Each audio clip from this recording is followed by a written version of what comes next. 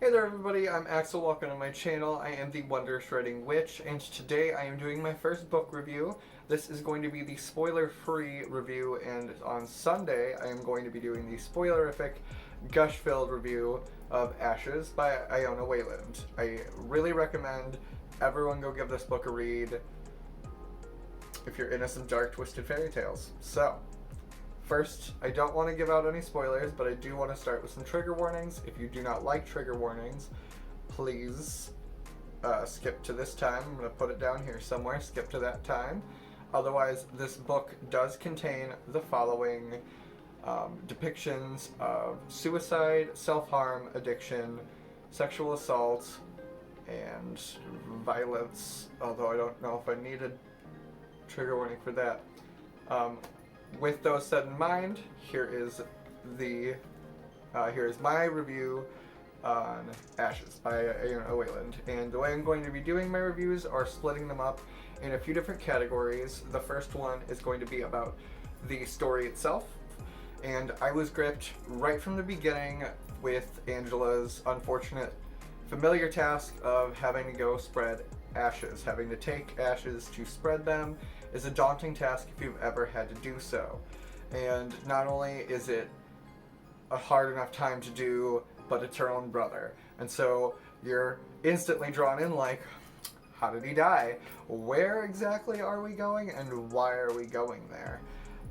But the psychological twists are just as interesting as the supernatural ones that enter the story, and its pacing is wonderful. I was in love with everything about the familiarity and strangeness of Hollow Forest. It was just wonderfully blended. I was right there with Angela through all of the thrills, the chills, and the heartbreak. And with an ending that kicked my ass, because I usually can predict endings as most people think they can, because everything has become so cliche nowadays and no one wants to divert anything.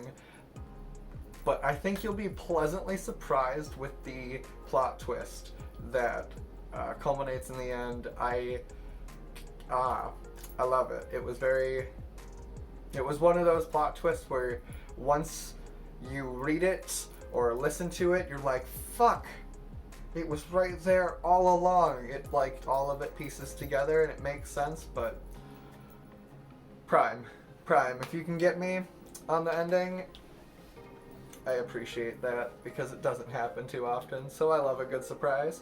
So for the story, I'm giving it 5 out of 5 because I did not put this book down. I read it twice through, I listened to it twice through, and then I bought the physical book, and then I read it before this review. So, that should tell you a lot. I really recommend that you read this book. I'm getting a little ahead of myself, I'm not done with the review yet. So, moving on to the next section is characters.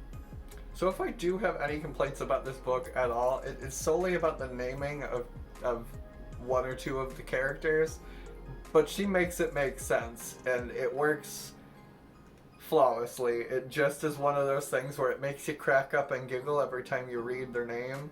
And so it was a little bit of a break in immersion for me, just the slightest bit, but it made sense. So it was more of a, like, without giving away a spoiler, you're just like, ah, damn it, and you know why they're named that way. So despite the characters' naming issues that I have with the book, I do feel like the characters were very well fleshed out. I felt like they each had their own individual voices, and I mourned with Angela, I wept with Wyatt, and I sympathized for Donnie. And if you don't, I'm convinced you might not have a soul.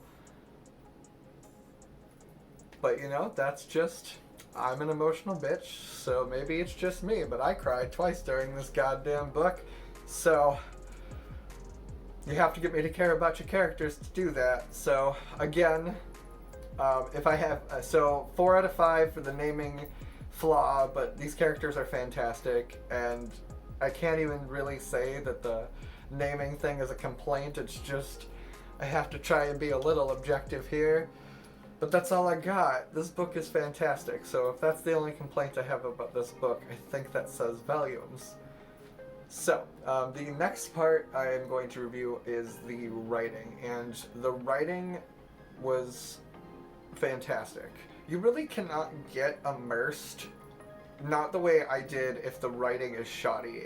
If it's not masterfully blended together and paced well, it's hard to draw you in, especially where you don't want to put the book down. People don't have the time to like drive through a book anymore, even though they'll sit through a Netflix series. However, I went into my office and I just listened to it till like 3 a.m. And then I was like, cool, I can go to bed now. I've finished this tale. And then the next day, I did nothing but think about it. And that is why this is one of the first books that I want to do reviews on, because there's a lot of rant reviews on YouTube, and though I will be objectively doing books I like and dislike, I felt like it would be nice to start one with a gush. I do think this is masterfully done. I think it is paced extremely well for a dark fantasy, and I just don't have enough good things to say about it. Go read the book. And the last part of this book that I would like to review is the narration. Melissa Medina does a fantastic job of bringing Angela to life, and you can really tell that it's not just a narration, but a true performance. And I love seeing that extra effort and feeling like they're really in the moment telling me a story, not at a campfire later in life telling you a story down the line. It was a right now, you were there hearing this story take place, and it was just phenomenal. So if you have the ability, if you have the funds to do so, I recommend the Audible version because it is prime. If you can do that and read along, it is a great experience. I don't have enough nice things to say about this book. So in conclusion, 5 out of 5 for the story, 5 out of 5 for the writing, 4 out of 5 for the characters, and 5 out of 5 for the narration.